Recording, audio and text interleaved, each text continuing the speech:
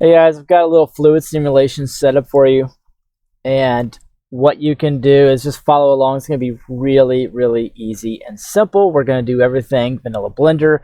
I'm using version 3.6, and then by the time we're done, we'll end up with a starting point for you to kind of enhance your scenes with, and so you can have some nice little fluid.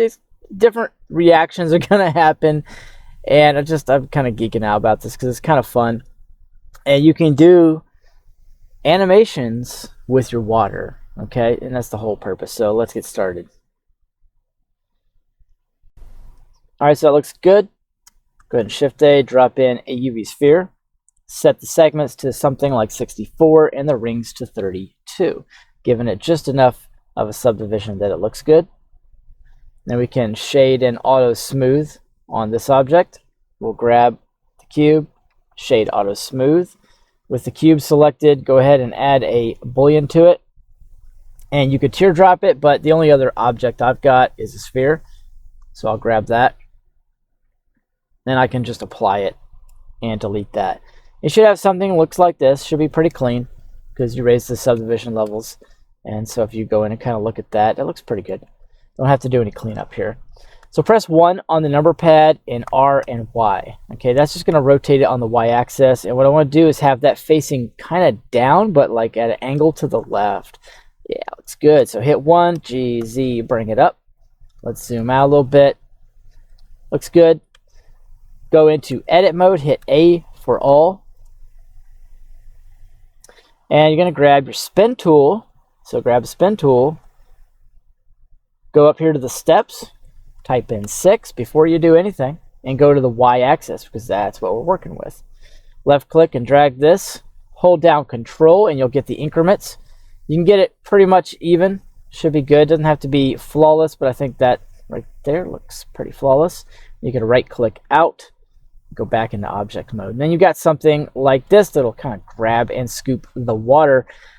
Now the origin point's up here, so you can change that by going Object, Set Origin, Origin to Geometry, and it'll bring that little gold dot right there. So when you hit R to rotate this on the Y-axis, that's what you get. Now, what you want to do is, let's go ahead and hit 1. And we could do the keyframe animation now. So hit I on the keyboard with your timeline up on frame 1. So if you don't have a timeline, just get these little arrows at the bottom, right click, do a horizontal split, bring it up, come over here to the display type for your workspace, and go to timeline. And then you'll have timeline. And you can just right click, join to get rid of that. Very good. So I'll hit I, and I'm going to insert just a rotation. I'm going to change the end frames to 150 because I'm just going to make this a very short, simple animation. I'll go out to 150 and I can rotate by hitting R, Y, then I'm going to hit 180, enter. And that's just going to rotate it 180 degrees, hit I. It's going to let me. And I'll put another rotation in. Now we'll check our rotation, see how it looks. That's good. That's nice and even. You could slow that down. You could move it around, do a bunch of different things, but we're going to keep it simple. So Shift A, drop in a UV sphere. Scale it down just a touch. Control A, I'm going to apply scale. G and Z, I'm going to bring that up. Something like right there. And we're doing this vanilla, and I know you're probably like, why aren't you doing quick effects and doing quick liquid? Because you don't have an understanding of what's going on. And you're going to get the same settings without the understanding. And so it doesn't make sense to use a quick effect like that because you won't be able to troubleshoot it. So go ahead and Shift A, drop in a cube. Zoom out. Scale it up so it's a little bit bigger than what's going on. Scale it on the Z a little bit. Looks good. Maybe I'll scale it to the X just a little bit because that's what the direction it's going to be going. And I'll hit Z for wireframe and 1, and I can kind of see what's going on. If I want this to be a lot more splashing, you know, I can do that. I can just kind of bring it over. I think that's probably good right there. Now I'm going to go over to the physics tab, which is this little swirl with a dot in it. And I'm going to go ahead and add fluid to this. We'll call this the domain. That's going to be the cube.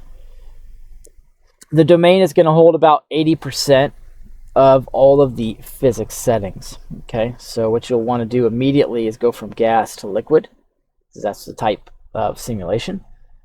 And then you can bring the resolution as high as you can. 64 will be okay. 128 is not bad. 256 is killer for your final.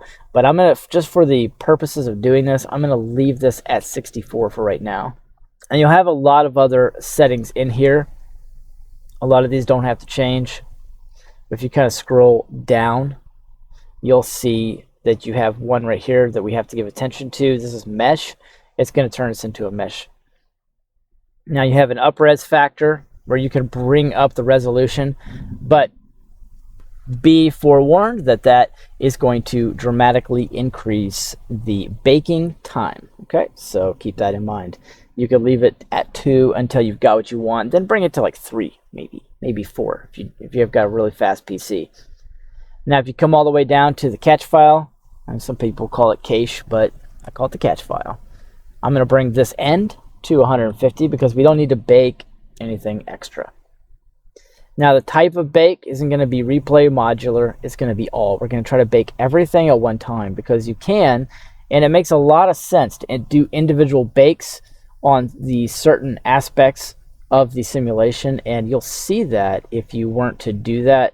Let me see here. If you weren't to have this on all but modular, you've got a bake here, and you're going to do individual bakes on these until you get it right. But for the fact of just doing this, efficiently, you're going to bake everything at one time.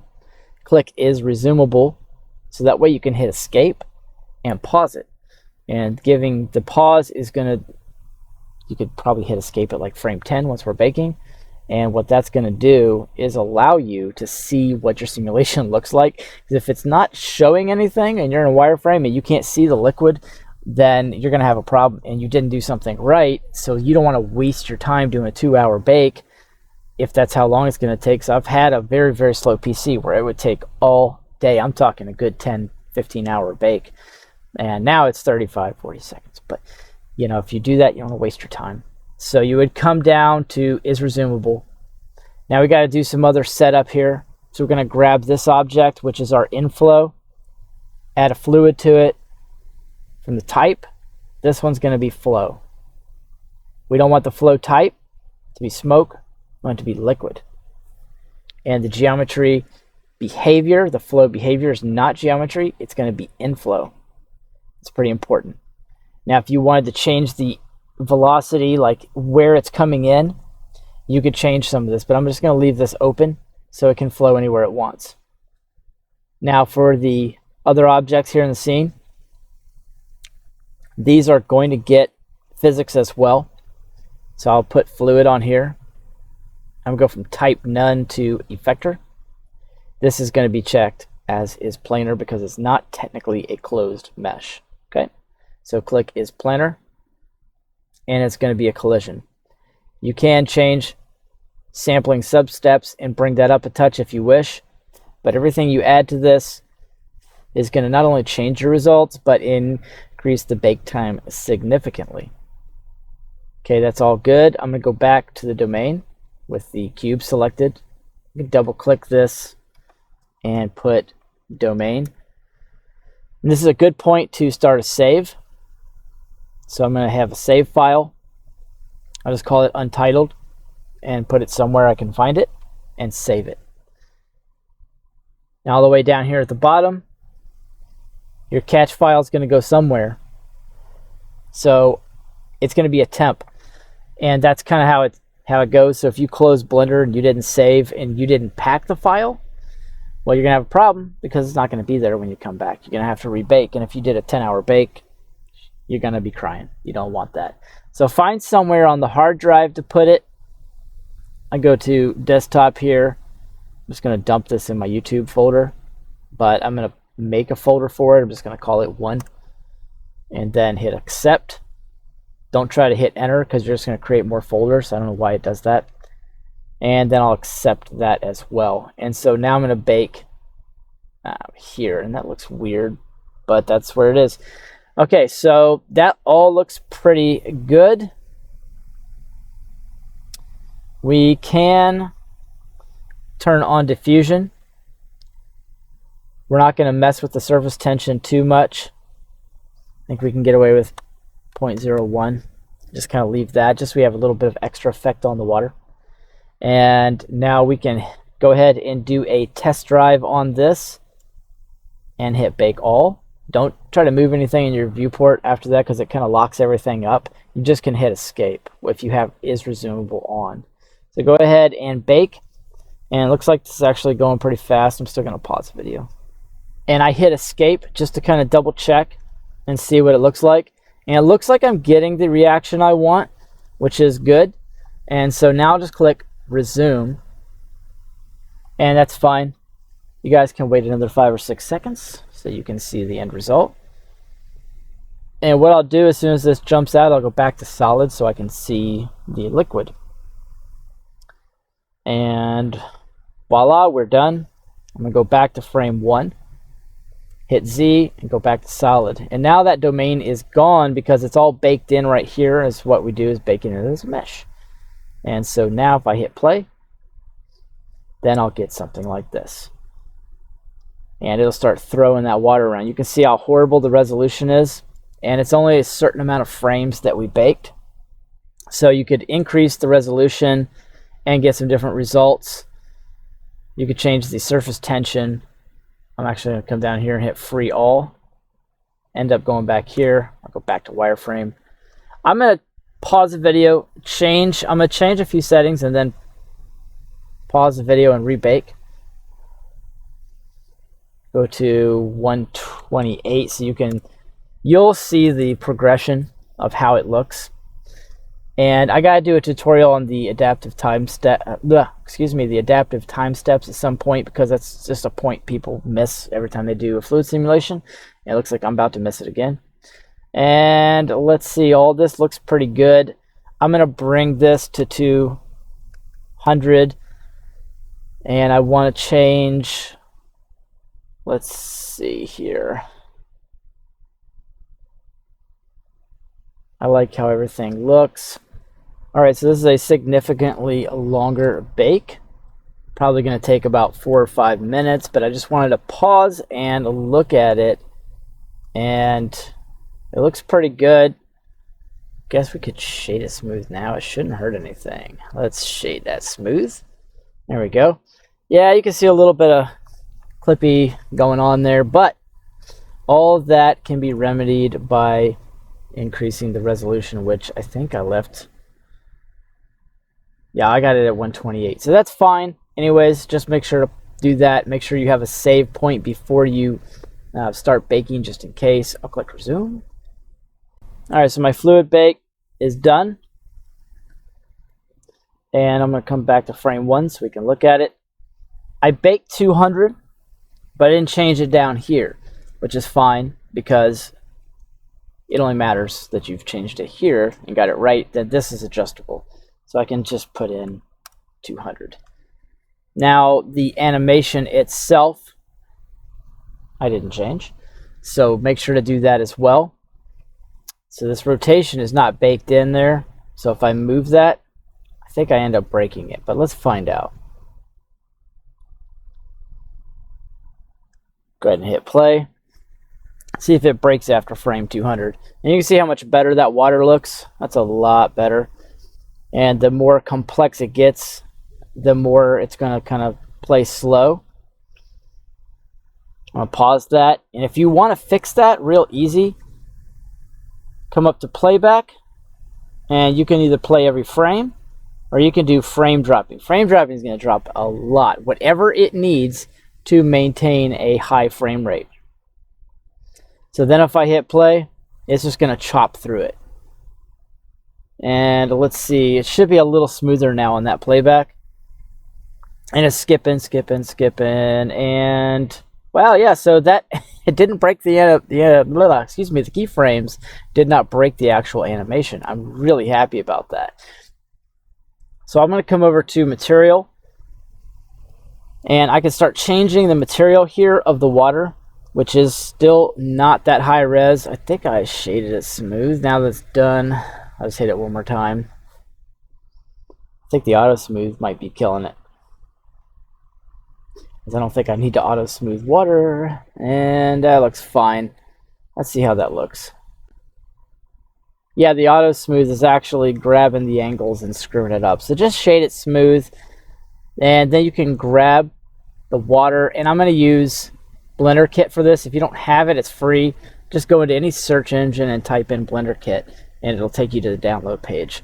And so I'm just going to type in water, and it's really stupid simple.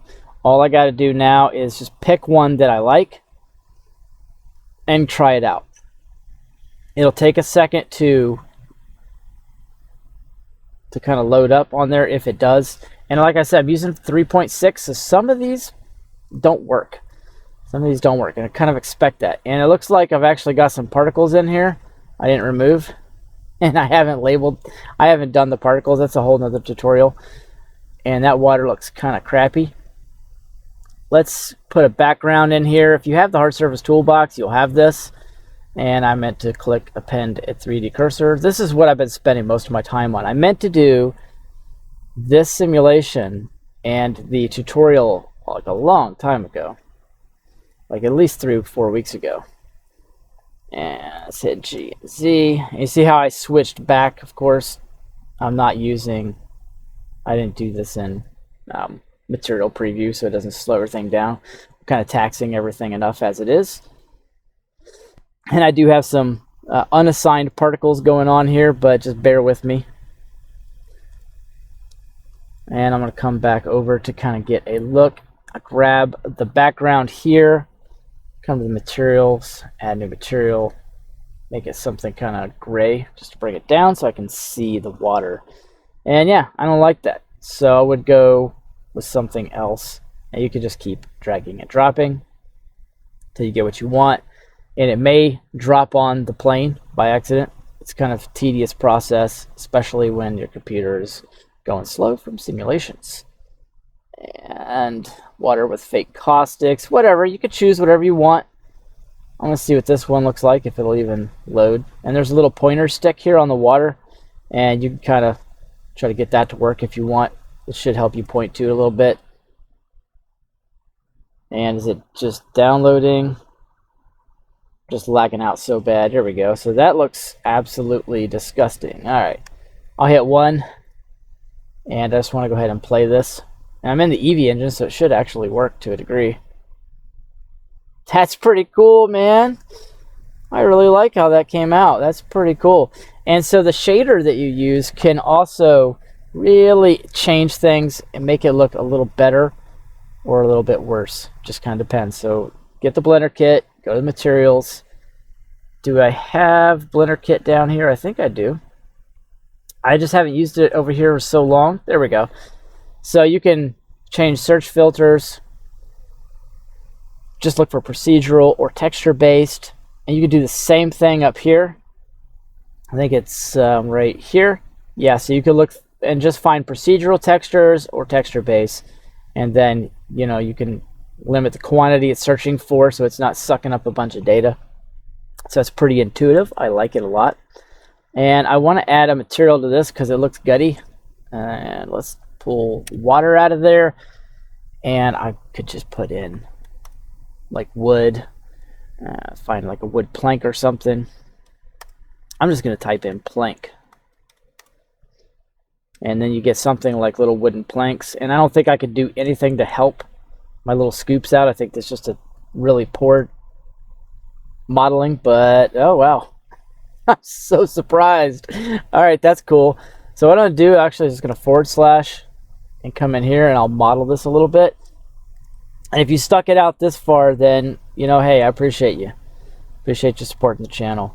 I could add a little bevel or chamfer to that and maybe make that look a little bit better. Let's see how it looks now. yeah, so that cleans it up if you want to do modeling on any of these, and you do it beforehand. I just wasn't going to do too much because this is pretty basic. Don't forget to hit / to get back out of that so it doesn't look all screwy. But this is actually going to end up being, I'm actually hit the screenshot button now. I don't know if you saw that, but that's going to be on my thumbnail, and I really appreciate you guys watching. It's very easy. I'll do more water simulations because I've just been building my add-on. Go pick up this add-on. It's the Hard Surface Toolbox. It shows you the animation, everything that's going on, the active object, the modifier, the fluid. I mean, you get preset models. The thing's crazy. I don't want to give like a sales plug every time I do a tutorial because I know that's kind of tedious. But just know that it's got a lot of different things going on, and it'll help you do a hard surface modeling super quick. And you can pull the grid wires out of things. So it's got a Shift-Alt-W menu for alignments. It's a very special menu. Just kind of play with it, have fun. And then Shift-Alt-Q is an edge menu with X-ray, so you can turn on X-ray for an object and look through it if you want. And I guess that doesn't really matter for that one. But then I've got the Shift-Alt-E, which is a Boolean creation tool that I built. This comes packaged with the Hard Surface Toolbox now, along with Bevel Magic, which will show up right here. Bevel Magic's super cool. So if I came over here to this and I wanted to bevel it, I can actually just bevel all the corners and screw with it. Add a bevel. Now it's got a bevel on everything. And I can add a preset within. And man, that is really hard to see. That texture is kind of blinding out. It's kind of blinking out the bevel. But if you come in here, you can add a big bevel, a smaller bevel, and go down in intensities or up and make a nice sharp bevel. I think like a 3 or 4 actually work on this to kind of just make all the edges look nice. And that's one way you can do it as well. And you can add your own bevel. You don't have to use mine, but it's a preset that comes with it. It automatically, let's grab this, it automatically puts in segments. As you can see here, it changes the geometry for you, and it changes the hard normals, turns that on, turns off the clamp overlap automatically. And then over here, if you want, you can switch to arc, which is really important. You can see it switches there for me. You can switch it to arc with the Hard Surface Toolbox. And when you do that, you kind of like fix up corners and stuff. Oh, that's the other side of that Boolean. That looks good. That's a really nice texture. That's why I like Blender Kit. All right, I'm just droning on, guys. Appreciate you watching. Washing? I see the water. I think washing. Thank you for watching. See you guys in the next tutorial. Smash that subscribe. Smash that like on the way out. See ya.